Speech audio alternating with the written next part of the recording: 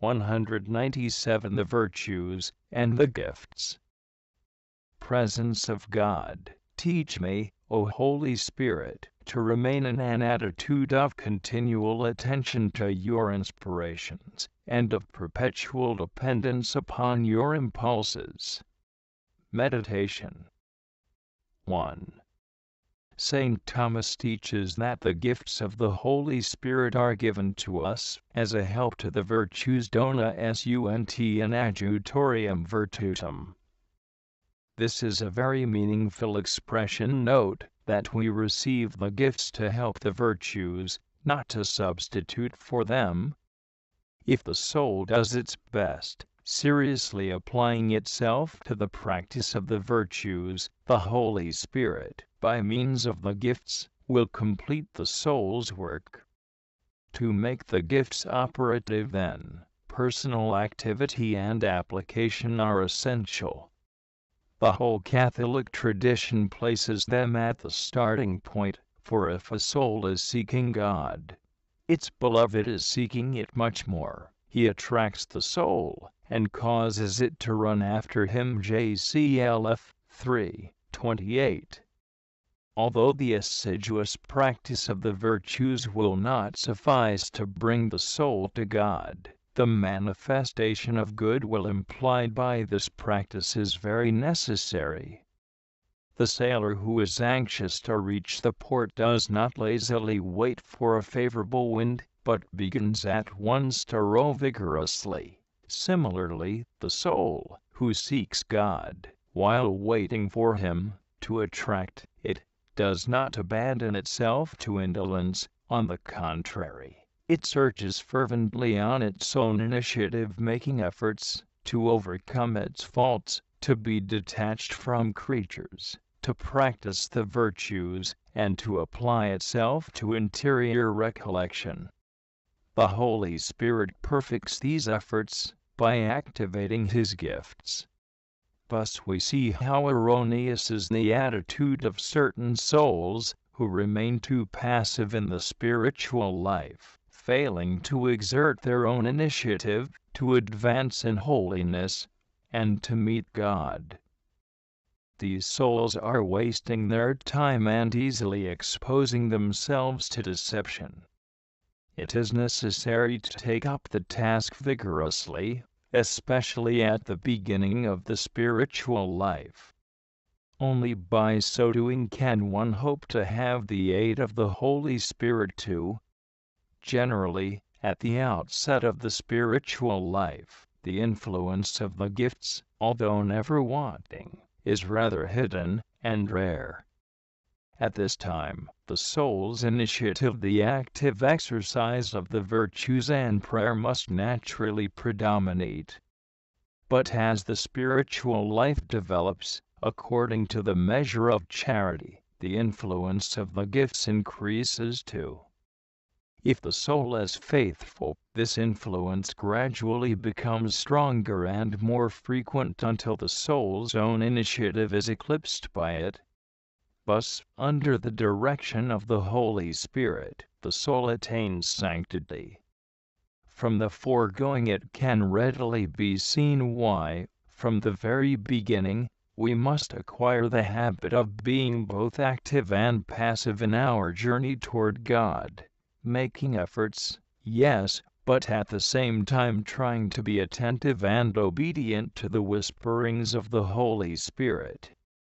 In fact, if there are some souls who are too passive, there are others who are on the active side, by making everything consist in their plans for spiritual reform, in their good resolutions and spiritual exercises, as if sanctity depended solely upon their own industry.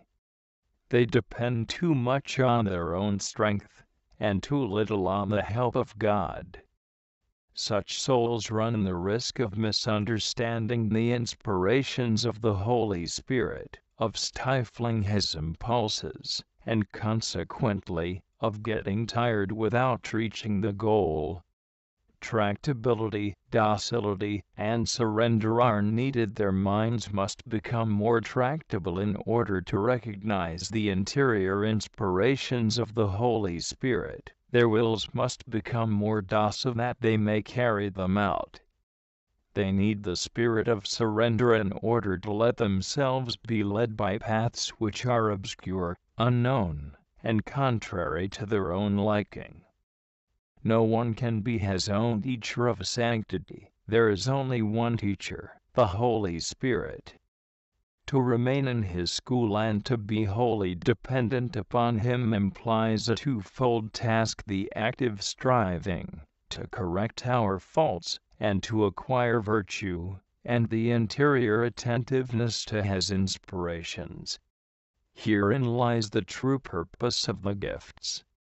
The Lord wakeneth my ear, that I may hear Him, as a master, says Esaias. The Lord hath opened my ear, and I do not resist. I have not gone back. 54.5. This should be the interior attitude of a soul who wishes to let itself be guided by the Holy Spirit. Colloquy. O Holy Spirit, God of love, bond of love of the blessed Trinity, you remain with the children of men, and find your delight in them, in that holy chastity which, under the influence of your power and attraction, flourishes on earth like the rose among thorns. Holy Spirit, love, show me the way that leads to this delightful goal, that path of life that ends in the field made fertile by the divine dew, where hearts burning with thirst may find refreshment. O love, you alone know this road which leads to life and truth. In you is consummated the wonderful union of the three divine persons of the Holy Trinity. The most precious gifts are diffused in us by you, O Holy Spirit. From you come the fertile seeds which produce the fruits of life. From you flows the sweet honey of the delights which are found only in God. Through you descend upon us the fertilizing waters of the divine blessings, the precious gifts of the Spirit. O Holy Spirit, you are the fount for which I sigh, the desire of my heart. O overflowing ocean, absorb this stray little drop which wishes to leave itself and enter you. You are the only real substance of my heart, and I cling to you with all my might. Oh, what a wonderful union! Truly, this intimacy with you is more precious than life itself. Your perfume is a balm of propitiation and of peace. O Holy Spirit of love, you are the most sweet kiss of the blessed Trinity, uniting the Father and the Son. You are that blessed kiss which royal divinity gave to humanity by means of the Son of God. O sweet embrace, clasp me, a poor little speck of dust, hold me tight in your embrace, that I may become completely united with God. Let me experience what delights are in you, O living God. O my sweet love, let me embrace you, and unite myself to you. O God of love, you are my dearest possession, and I hope for nothing, want, and desire nothing in heaven or on earth but you. Saint Gertrude,